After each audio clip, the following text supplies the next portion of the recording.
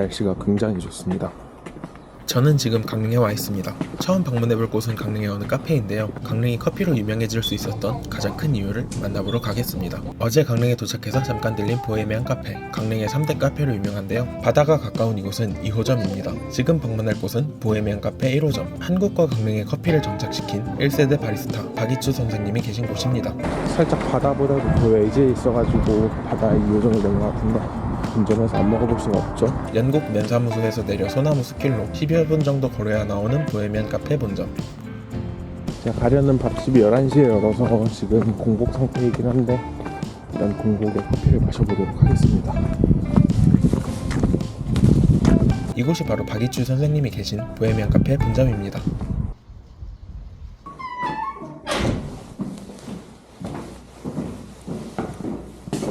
빈티지한 멋을 그대로 담고 있는 본점. 박이추 선생님이 직접 엄선하고 로스팅하신 원두와 다양한 드립팩을 직접 맛볼 수 있습니다.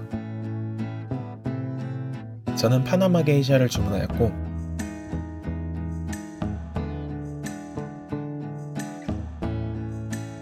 이곳의 가장 큰 장점은 박이추 선생님이 직접 내려주신 커피를 맛볼 수 있다는 것입니다.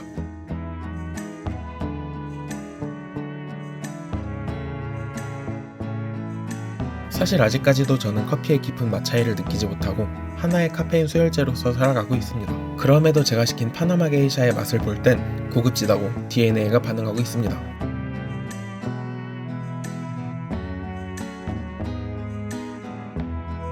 프림 하나 설탕 반, 다방커피가 주류였던 한국 사회에 핸드드립 커피 문화를 정착시킨 박이추 선생님. 한국 커피 문화에 큰 기여를 하시고 강릉의 커피 문화를 정착시킨 그런 박이추 선생님께서 직접 핸드드립 해주는 카페 보헤미안입니다. 본점이라 그런지 인테리어도 조금 더 앤틱하고 그리고 커피에 대한 진심도 볼 수 있었고 뷰가 그렇게 예쁠 것 같지는 않다라는 생각이 있었는데 오히려 바다가 조금 멀리 보이니까 조금 탁 트인 느낌이 강하더라고요. 여유가 되시는 분들이나 자차를 가지고 계시는 분들은 여유가 되시면 이곳을 방문해 보는 것도 저는 추천을 드립니다. 다음 방문할 곳은 연곡면의 어느 식당. 이 길 따라 10km, 20km 정도 쭉 가면은 저희 할머니 댁이 나옵니다. 사실 연곡면에서 들어갈 수 있는 오대산 자락에는 저희 친할머니 댁이 있습니다. 여름방학 때도 가고 추석 때도 가고 고등학교 때도 친구들 불러서 한번 놀러 가고 대학교 때도 동기 불러서 한번 놀러 가고 그렇게 연곡면은 제게 가장 짙은 추억이 있는 공간입니다. 뒤에는 산, 진짜 배산임수 구조의 시골이다 보니까 여기가 시내로 가는 처음 길목이기도 하고 저희 할머니 댁에서 가장 가까운 동네이 저기 있어가지고 저에게 아주 익숙한 동네입니다. 여기를 와본 지도 몇 년이 되는 것 같아요. 할머니께서 돌아가신 이후 더 이상 찾지 않는 강릉. 할머니 댁은 이후에 방문하기로 하고 지금 방문할 곳은 연곡 꾹저구탕. 특히나 이곳에서밖에 안 파는 음식입니다. 1인분을 주문해도 작은 뚝배기에 나오는 꾹저구탕은 강릉에서만 맛볼 수 있는 향토 음식으로 강바닥에 사는 민물고기 꾹저구를 잡아 만든 탕으로 추어탕과 비슷한 비주얼을 가지고 있습니다. 이곳도 어릴 때 방문했던 기억이 있는 곳입니다. 하지만 맛은 자세히 기억나지 않으니 얼른 먹어보도록 하겠습니다. 흰 쌀밥과의 조화를 잘 어우러지는 비주얼. 고추장의 향이 진한, 그럼에도 맵지도 짜지도 않은 추어탕의 맛입니다.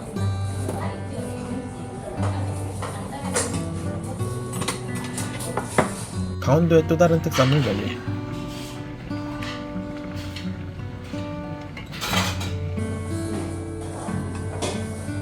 역시 메밀은 강원도입니다. 특히 꾹저구탕을 전문으로 하는 곳은 이곳 연곡면밖에 없다고 하니 꼭 한번 방문해 보시는 것을 추천드립니다. 옛날에는 제가 편식을 심하게 해서 물론 지금도 조금씩은 하지만 야채나 이런 거를 잘 안 먹었는데 지금은 저렇게 나오는 것들에는 웬만하면 먹으려고 해요. 그래서 옛날이랑은 다르게 야채도 같이 먹어봤는데 조금 풍미가 깊다는 걸 느꼈습니다. 다음 방문할 곳은 사우나입니다. 하지만 이곳은 한국의 사우나와 다르다고 하는데요. 돌을 가열해 물을 부어 증기를 만드는 이른바 핀란드식 사우나를 이용해 보겠습니다. 그리고 사실은 제가 어제하고 엊그제 본업으로 좀 큰 프로젝트 하나를 진행을 했었는데 어제하고 엊그제 제대로 못 쉬다 보니까 오늘은 조금 쉬고 싶다는 생각이 들어서 몸을 릴렉스하는 느낌으로 사우나를 방문해 볼까 합니다.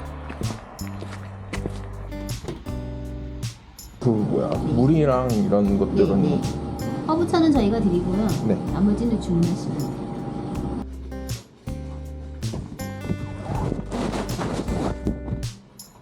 사우나의 이용 방법을 설명해 주시는 주인분. 하시고 우리 온도가 지금 아직 덜 올랐는데 40도 이상 올라가고 그다음에 습도도 80 이상 올라가고 이러면 제대로 사우나 효과가 나타나요. 핀란드식 사우나의 방식은 이렇게 가열된 돌에 물을 뿌리는 것입니다.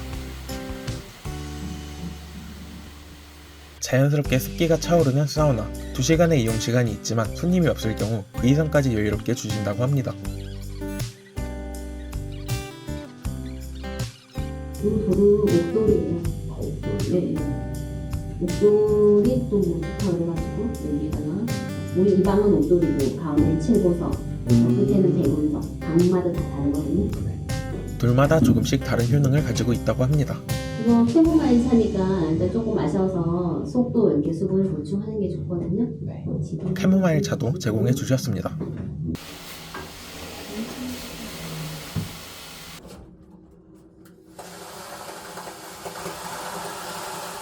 보통 남자는 1시간 반, 여자는 2시간 반 정도 하시고 가신다고 하는데 저는 몸에 열이 많아서 그런지 1시간만 돼도 빨리 지쳤습니다. 이후에도 30분을 더 버티다 마무리를 했습니다.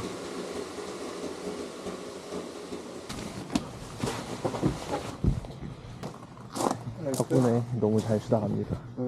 들어왔다 나왔다 하면서 남자 사장님과 정말 많은 담소를 나눴습니다.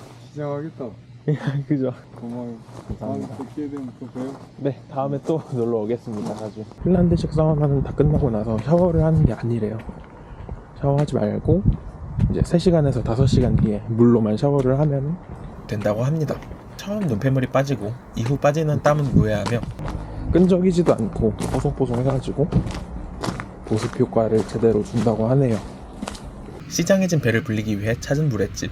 강릉시 사천면에는 물회 마을이 있고 매일매일 다른 횟감으로 물회를 판다고 합니다. 저는 광어와 가자미가 섞인 물회를 주문하였고 사우나로 뜨거워진 몸을 천천히 식혀주었습니다. 흰 쌀밥은 웬만한 새콤달콤함과는 어울리지 않는데 둘 사이의 관계를 원만하게 합의해주는 물회는 진리인가 봅니다. 6,200원 나왔습니다. 내일은 동해를 여행해볼까 합니다. 처음 여행 유튜버를 하며 찍은 영상이 동해였는데 어떻게 바뀌었을지 내심 궁금해지기도 하네요. 다음 영상도 많이 기대해주시고 오늘 여행도 함께 해주셔서 감사합니다.